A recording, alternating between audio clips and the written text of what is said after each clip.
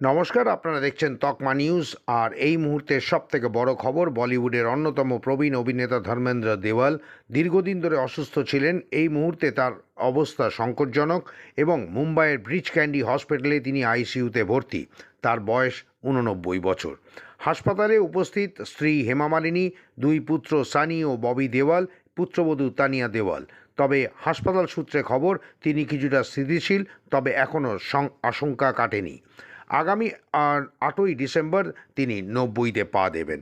আমরা ধর্মেন্দ্রের আরও খবর আপনাদের সামনে তুলে ধরব। সঙ্গে থাকুন, দেখতে থাকুন তকমা। সকলের আগে খবরের সাথে সবার হাতে তকমা সতর্ক থাকে, সতর্ক রাখে।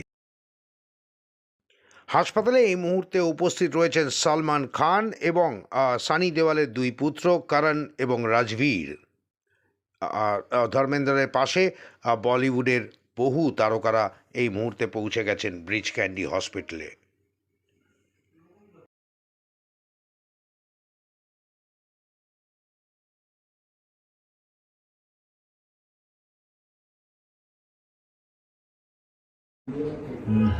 Lovely. I'll grow at my farm. So sweet. Thank you. God bless all.